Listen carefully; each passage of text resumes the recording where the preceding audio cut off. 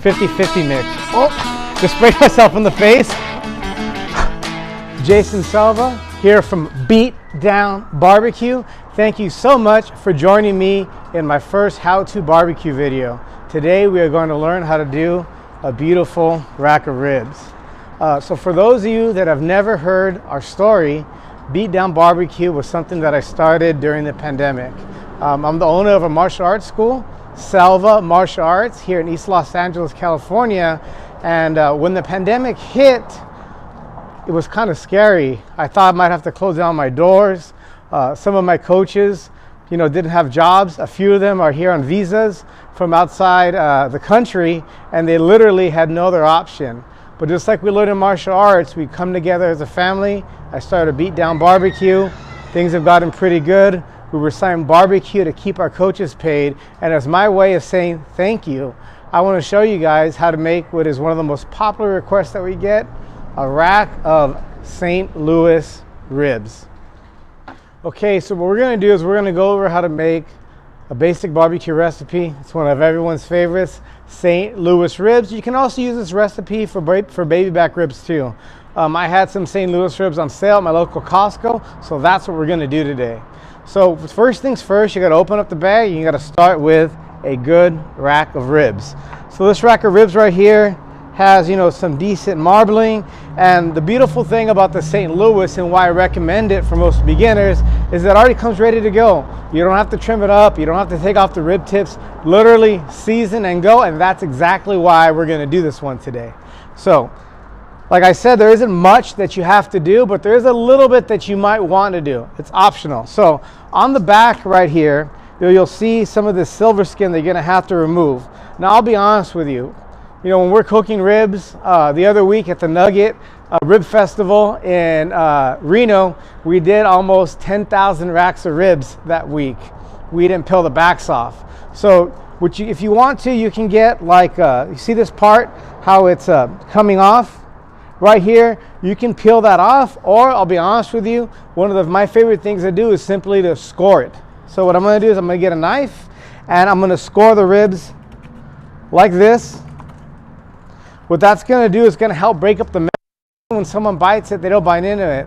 Another thing too is if you're cooking at a high enough temperature, 275, a lot of times that membrane cracks right off. Today, this pit that I have back here likes a little bit of a lower temperature. We're going to be about 225, 250. So you're going to score all the way down this way, make some hash marks here, down that way. That's going to help the membrane to break off. Now you got a couple different options. We're going to go real basic. We're going to be using some kosher flake sea salt and my very own personal rub, the Bust You Up barbecue rub. It's going to bust you up, man, and knock out those taste buds. So what it has right here, it's a recipe that I developed over quite some time. I've actually been doing barbecue almost as long as I've been doing Brazilian Jiu-Jitsu. I got my black belt in Jiu-Jitsu in 2011. In 2009, I had suffered an injury that took me off the mat. And during that time, I got into a couple different hobbies, beer making and barbecue. And that's why we are here today. During that time, I was cooking, I was catering, and it was loads of fun. I was gaining a little bit too much weight, so I had to leave the beer making to side, and we continued with just the barbecue. Okay, so some people like to use a binder when applying the rub or the seasoning. I haven't noticed much of a difference. If I do it, yes. I do it, no. But today we're going to go ahead and do it. One of the things that I like to do personally is apply a little bit of salt first, right? So we have our kosher flake sea salt. Going to go ahead and sprinkle it down. And you might ask yourself, why is it that I'm adding salt and then the rub separately? I cook big pieces of meat. I'm making pulled pork, ribs. They both have different levels of thickness, so I like to apply my salt separately. So this blend right here is the one that I use here on a regular basis. If you click the link below, I think by the time this video comes out, we'll have some of our home pitmaster model ready. Anyway, so gonna go ahead and give it a nice little coating of salt on one side. Gonna go ahead and salt the other.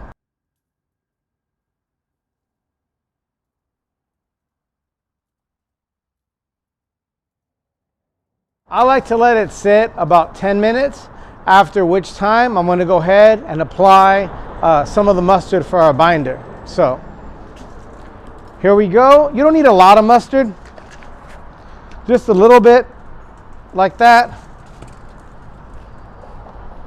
Give it a good little rub. Want to try to get all sides. Depending how heavily you like your seasoning, you can season the sides of the ribs too. If you're going to go ahead and do that, you're going to want to do that first before you get the back. So season the side up right here. You really want to give it a good coat of seasoning so you can build those flavors together. Then we're going to go ahead and season the back like this. You can season by hand, or you can put it in like an old mustard bottle or an old pepper, spice, whatever you have around your house. It'll make everything nice. So here we go. Nice, good coat of seasoning. Now what you don't want to do is give it a rub. I know it's called a barbecue rub, but you do not want to rub it. What you're going to do is just slightly pat it down to help the flavors get in there. Then we're going to go ahead and we're going to do the top.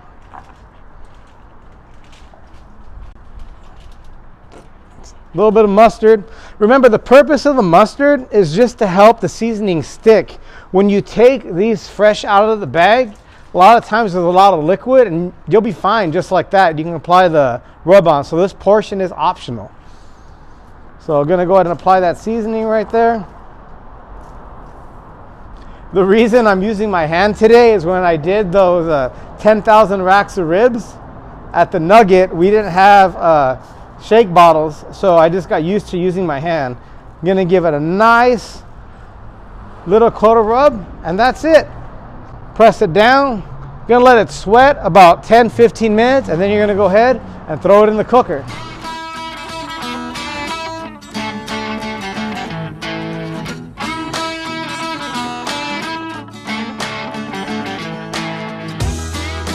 One thing I forgot to mention is that today we're running with some pecan and cherry. This old hickory CTO that I have in the back uses straight logs. It doesn't matter what kind of cooker you're using. Could be a Weber kettle grill, pellet grill. Pick the wood that works for you. I like the nuttiness of the pecan, and the cherry gives it a little bit of a little slight aftertaste and some great color. I typically use that wood on everything, even brisket. So let's go. We got our smoke rolling, cooker's up to temperature. Gonna go ahead and lay these ribs flat and also bunch them up a little bit. The way you lay it down, the way it's gonna cook. By bunching them up, you say we get these little crevices. I got this cooker set at 225 because the top rack runs a little bit hotter. I know when I set this at 225, this comes up to about 250, 265. The best part about ribs is you don't have to do nothing. I'm gonna leave them alone for 2 hours, and then we're gonna go ahead and check them and give them a spritz.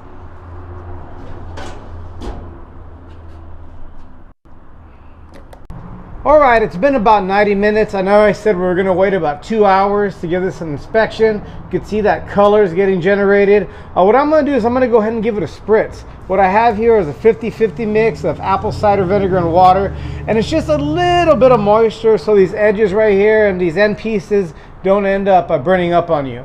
We're almost where we need to be. Let's come back in 30 minutes. And as you can tell, that cherry wood is giving this thing a beautiful color. I know these are going to be good. Now, one of the things that I forgot to mention earlier is exactly how am I spraying. So like I mentioned, you can spray with whatever you want. A lot of times I only use water. Today I'm using apple cider vinegar and water, 50-50 mix. Oh, just sprayed myself in the face, but that's okay. I'm using a regular old weed sprayer from Home Depot. So let's check it out. It's been about 30 minutes. And we're gonna see where these ribs are at. So about that 90-minute mark, like I talked about, you're gonna go ahead and just give it a spritz continually. The color's almost exactly where I want it. Let's come back in about maybe 10 minutes or so and see where we're at. And one more thing, so you don't get burned, you don't want just your gloves. I got these little glove liners on right here to make sure you don't get burned. Let's go take a look at the ribs. So it's been about 30 minutes since the last time we checked. The ribs are almost where we're at.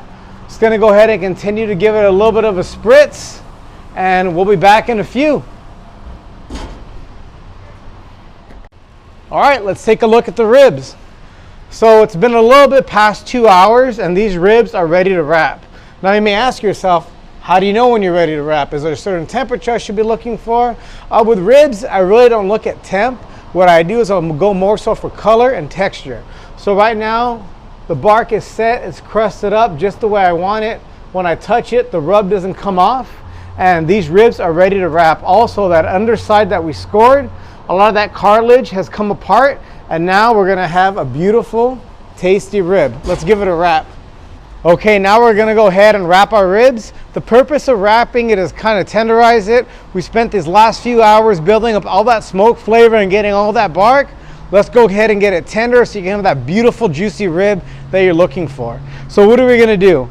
First things first, you're gonna go ahead and get a strip of foil, wrap that down, and we're gonna go ahead and keep it simple. Some people like using butter, brown sugar, and all that stuff's great, but in the interest of you, the home cook, and what I like to do on a regular basis, we're gonna go ahead and keep it simple. So what I have right here is some of my OG barbecue sauce. Depending on whether you've seen this video, you can probably get it at the description below. And I do 50-50 barbecue sauce and water.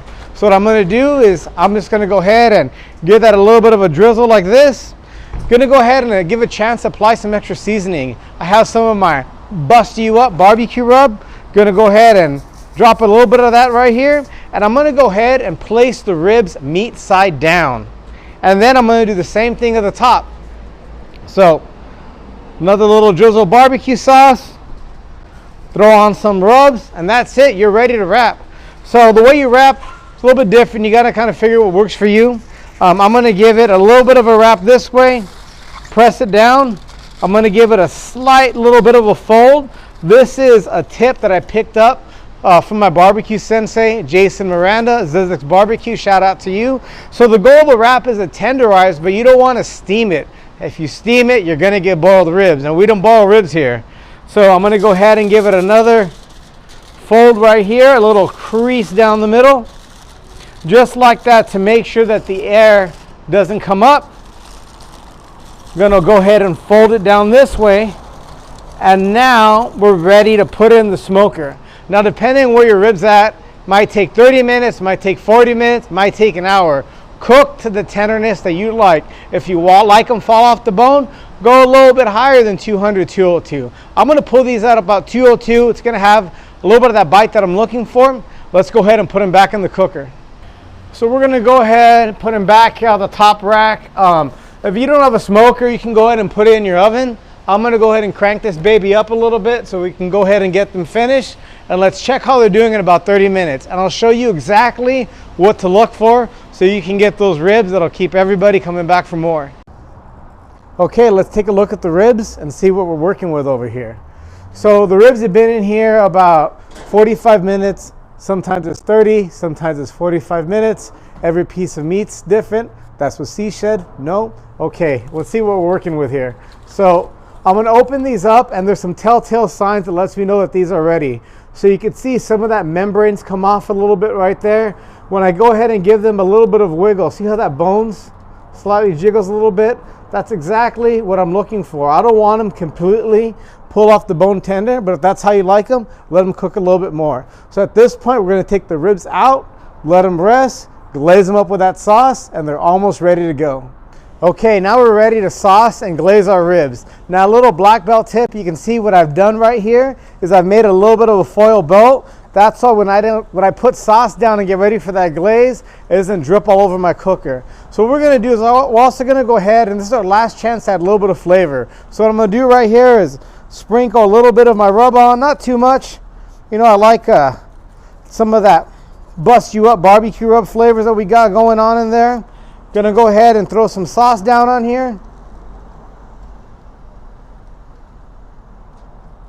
Whoops, skeeted there a little bit. Gonna go ahead and brush this on. If you wanted to, you don't have to sauce it. You can do it dry, but I like it wet. So we're gonna go ahead and throw a little bit of sauce and let it tack on. If you wanted to, you can go ahead and paint the bones and make it look nice and pretty. Okay, give it a little bit of sauce. Go a little bit more. Try to give it some of that shine. You could also cut the sauce down with vinegar. This is my OG barbecue sauce. It's my recipe, so I know how good it's gonna taste. We're gonna go ahead and toss it back in the cooker and come out in about 15 minutes. Here we go, going in at the top. Gonna check it in about 10 or 15 minutes, and they're gonna be ready.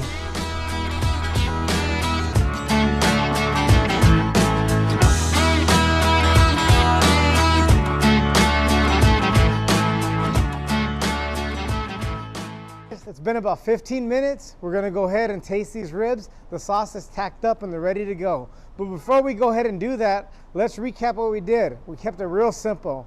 We opened up the ribs, scored them on the back, and seasoned them. It was real simple. A little bit of the bust you up barbecue rub seasoning. After that, we threw it in the smoker, let it go about 2 hours and 45 minutes. The length just depends on your cooker. Might be more, might be less. After that, we gave it a wrap, threw some OG beatdown sauce, 50-50 mixed with water, threw on some rub, wrapped it, took them out, sauced them, and they're ready to go. Now, I can't wait to get into these. But once you come a little bit closer, I'm gonna teach you a black belt trick. So right now we have this beautiful rack of ribs. They're looking real good. A lot of times when I've tried to cut these from the top, I've messed up a lot of racks of ribs. So what we're gonna do is we're gonna give them a little flip and cut them here from the top. So when you cut them here from the top, you're able to see where the bones are at. So why don't we come a little bit closer and cut these ribs up right now. So here I have my knife. It's gonna go ahead and slice right through. When you slice like that, you're able to see the cartilage and exactly where everything is. Right there, I see the bone. I'm able to cut right through. This is one of the tips that I used when I had to slice a few thousand ribs at the Nugget last week. Flip them over, give them a cut, and you're ready to go. So let's see what we have here. Beautiful rib, nice little smoke ring, but I'm waiting for my favorite part, the taste. Let's go ahead and give it a bite.